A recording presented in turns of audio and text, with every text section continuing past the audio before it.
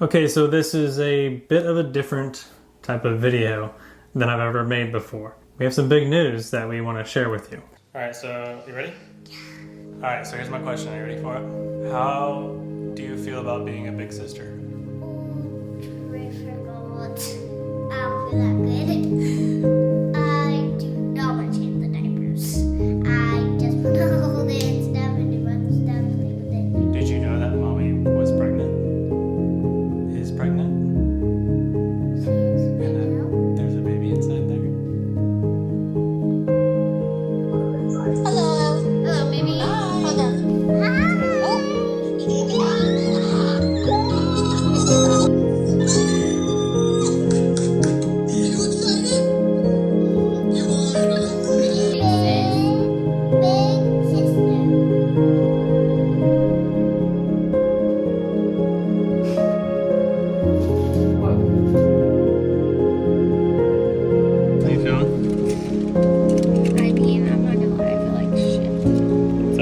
Egg retrieval day, seed delivery day. Seed delivery day. Let's do this. Going in.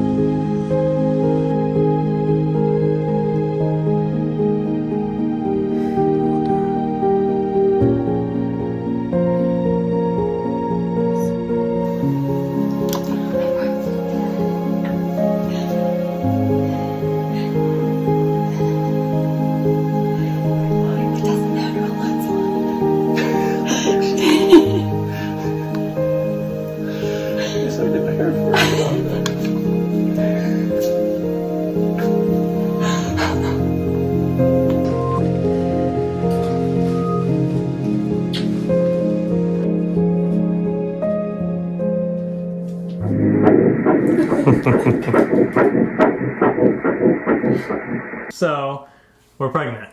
She's pregnant. I'm the dad. It's yours. It's mine.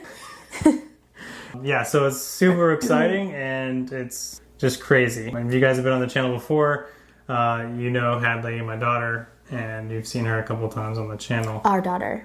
I birthed her too. Yeah, she's in on that one too.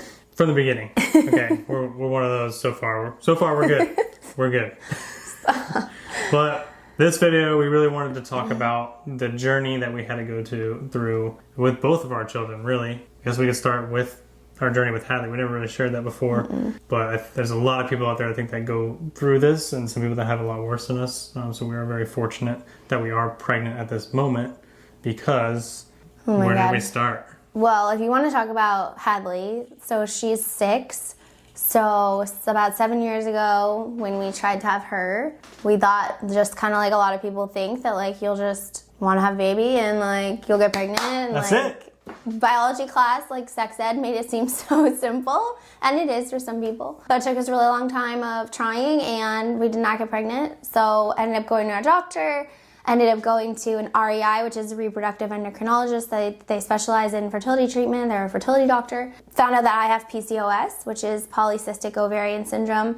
It presents and looks different for everyone. So my version of it is that I thankfully don't have a lot of the health complications in my day-to-day life. I don't have blood sugar problems. I don't have you know, some of the like hormonal issues that come along with PCOS for a lot of women. But basically, I make a ton of little egg follicles every month, but none of them, because there's so many, none of them grow into a size that's viable to become fertilized and become a baby.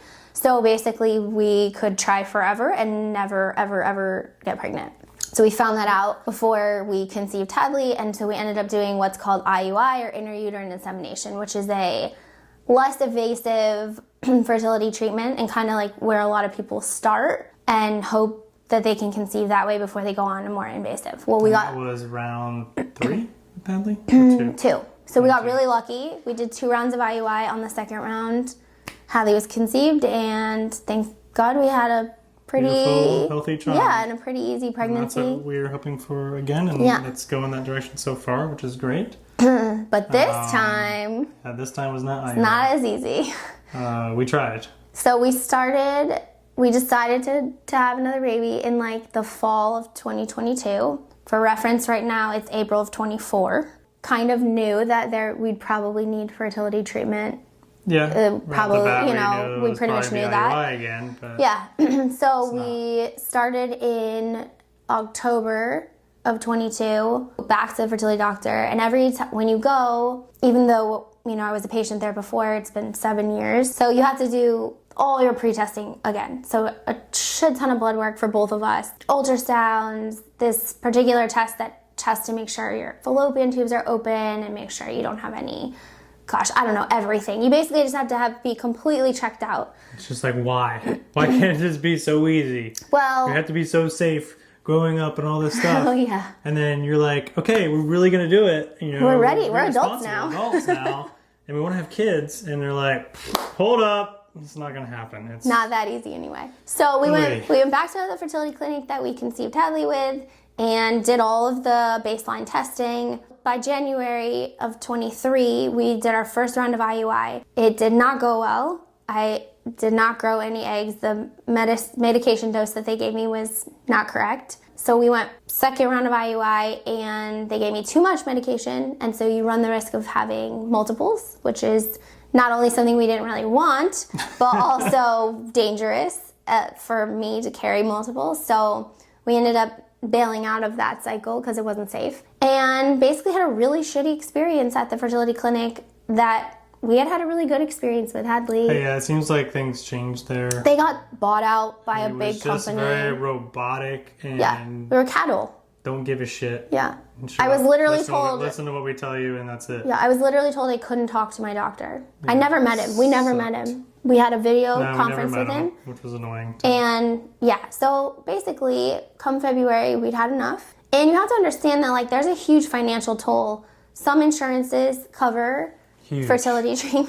financial toll. Yeah. Huge. Some insurances cover fertility treatment. We don't have insurance policies like that. I mean, we have decent medical insurance, thankfully, for the everyday, but it doesn't include fertility treatment. So every one of those rounds is somewhere between $1,500 and $2,500 with medicine. That doesn't include traveling for us. That fertility clinic was an hour away, and you do a lot of monitoring appointments. So, like, there's a huge financial cost every time you sign up for a new round, a new attempt. And when you're not being taken care of and you're not being heard and you can't even meet with your doctor, like, that's So the not... moral of the story is that, like, we went to a new place, much nicer. Love Actually him. gave a shit. Kind of speed things up a little bit. We tried IUI 3 times this time. With him, with we our did new 3 clinic 3 New times. clinic 3 times, and it didn't work. Well, I did get pregnant once. Well, yes, you did get pregnant I once. did get pregnant once, We and lost then it. we miscarried. Mhm.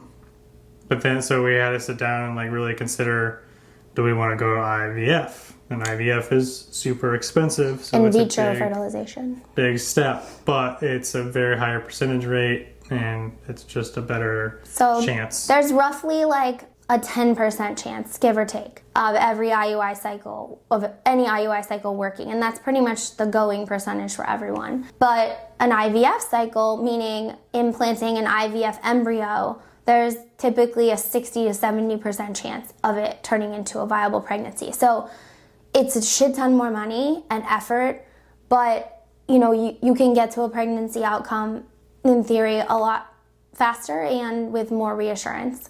So we were already $10,000+ into fertility treatment by the time we made the decision to go to IVF. Yeah, so if please subscribe to the channel. We need all the support that we can get. like, subscribe, buy things. all that fun jazz. No, but seriously, So it was a consideration. And also, a roller like, coaster of. when you're doing fertility treatment, and it kind of pauses your life in a weird way. No, I'll be there in a few minutes, Bob. I need a few more minutes. and that's That's our first miracle. first miracle. He doesn't want to go to bed. So the thing is that it's a lot of time and your life is kind of on pause. Like, we have things we want to do. We're talking about moving, and it's like you can't make some of those big decisions when you're right in the middle of fertility treatment because you really don't know what your timeline is. And so every month that goes by, it feels even bigger than the last. So you kind of get to the point where you're like, we've put a lot of money into this. We have nothing to show for it. We've put a lot of time in this. We have nothing. So it's like we just wanted to get to the outcome faster, and IVF was the way. I mean, we're well over 20 grand. Oh God, honey. more than that. Yeah, I don't want to talk about it. But Well, I it's think expensive. that it's an important to talk thing about because it's a huge privilege. I mean, yeah, we're in debt for it. That was a choice we made. But, like, we still have a privilege to be able to take on that debt and know we can pay it off and know we can still take care of our family. And that is not a privilege that a lot of people get, even if they want a baby more than anything. It's a huge financial commitment, and it's a huge physical commitment. I mean, you've got to go through a lot. yeah, so when we started, I had to do a bunch of more baseline testing. That was in like October of 23. Then you start all the medication, which is thousands of dollars, not covered by insurance because they don't touch any of that medication. I mean, there was a point where I was doing 3 or 4 injections in my belly or my butt cheek every day. So you stimulate your body with all of these medications to make as many eggs as you can. I mean, a lot. And I did, which is part of the PCOS. I have a lot of little follicles and they all spring to life, which is great. It also made me incredibly ill, which is the kind of a unique experience for me. I don't think that happens to a lot of women, but you do the stimulation cycle, you do a few weeks of stimulation meds, and you're literally getting blood work and ultrasounds almost every day for weeks because they're just monitoring until you get those follicles to a mature size. Then you go in for surgery, which is probably the best part because you get anesthesia, honestly, because you had it I at just that remember point. her like banging out all these different needles and medications, and we had to go through a process of this is how you do it and all that stuff. You have to meet with every a day. nurse. You gotta do this every day, and Multiple it's times a day. lot. You know, I went and had the little surgery basically where they go in and You they get 40. remove all the eggs. I had 40 eggs. 32 were mature, meaning that they're big enough to be fertilized. And you came out with 12. 24 made it to like, basically you're growing them in a lab from day 0, which would be ovulation day if you did it naturally, and all the way to day 5 embryo. Basically, you know, eggs just naturally die off. Not everyone is genetically normal, not everyone makes it. So we started with 40 and we ended up with 12 graded. Yep. They get graded by the embryologist. So technically we could have possibly 12 A kids dozen if we really children. wanted to. Not gonna happen. We're probably stopping right here. We'll see. Yeah, We'll see how YouTube takes off. We can afford it. The cool thing is that doing that, they pick the perfect one, right? So the first one they call like a 5AA. They all get graded by the embryologist. Like, is She the looks highest? at each one and grades them on 3 different factors. You have a picture of that. You could pop in right here of an egg on a fertilized egg on day 5. Yeah, so that's cool. So they pick the best one and they take that, and you come in how many weeks later? Well, it just depends. I mean, It was like a month. the way it worked for us is later. it happened to be basically Christmas. So we got delayed because of the holidays. So it took me several weeks to recover. Your body has to go back to normal. Your hormone levels have to go back to normal. I was very, very ill. So we had to wait a few weeks for that. And then it ended up being Christmas time where our doctor's office was closed. We were traveling. In January of 24 is when we started on the preliminary tests and blood work and meds to get ready for our embryo transfer, which happened on February 10th. It's actually much less invasive than the stimulation and growing eggs. That was a lot harder. This is still medicine, still injectable medicine, but really a lot more manageable and not nearly as traumatic It's for crazy me. to go back and think about all the things that you have gone through to get where we are now. Yeah. It's also fascinating. Yeah, they I mean, can, it's they can wild. do that and pick the perfect egg. They watch them under a microscope. They watch them grow cells and then they I don't know if pick they out put the the best business one. name on here or not, but Why? They're the yeah, best. no. So is Viera Fertility. I mean, In Viera, we're Florida? in Florida, yeah. Um, Dr. Shimon. Shout out him. Dr. Shimon. Love them. Everybody there is nice and caring and talks to you about each step that they're involved in. And it was awesome experience. And we saw him every single appointment. Yep. He did every one of my ultrasounds. You always see him. And so that was a really big problem from our old clinic is we never saw a doctor. You saw a care coordinator. You saw a different person every time. And it's a lot. And you have a lot of questions and you're putting a lot of money and time into something. You want to know that somebody gives a shit and that it's not just it's his job. it's his living, but at the end of the day, he wants how many you of to you do guys well. have gone to like a doctor and it's just like you're just a check off on a list kind of thing, Or you get like 5 minutes with them, they blow you off. And that's not every doctor, but there's a lot of doctors that are like that. When I call them Google doctors because they just Google what your problem is. That's just never here or there, but. Yeah, I mean, so here we are. We Yes, did it. so- And we got lucky, very lucky it was on the first try because it costs more to do it a second time. Approximately $6,000 for every to embryo do it another transfer. time. But, it's like she said before, we're very fortunate that we're in a position that we can do this. Yeah, it did put us in a hole a little bit, but we'll bounce back. We will continue to make money and we'll recover. It's You fun. can always make more money. Yeah, can't. That's what I always tell myself. Make more kids. I mean, we have. Actually, we can. We have could them. for another On ice. $6,000. But I think it's also a blip in time. In a year from now, we'll have paid off that debt and Worth it. we'll be, happily holding our new baby and just kind of move on with our life. And It's absolutely worth it. yeah, it's totally worth it. I mean, that was some shit, man. I mean, the last 6 months have been shitty. I think the thing is that the emotional part of fertility treatment is that you never have any guarantees. You put a lot of time, You're looking a at lot of a money, ton of money on there, and there's no guarantee that and it's going to happen. you don't know. And it's a very scary feeling. But what did I say? I was like, send it. Let's go. Yeah, that's literally what he said. You just got to send it. I called him in tears. This is like one fate. appointment he couldn't come to is when I went to the doctor after our third failed IUI. Yeah. We had discussed that, we knew IVF was kind of the next step. So we had sort of talked about it, not really. And then the doctor brought it up to me of like, well, do you want to move on to something that's more short, but obviously more intense? And I just burst out crying in his office. Then called you crying from the car and was like, I think we have to do IVF. And you were like, all right, just send it.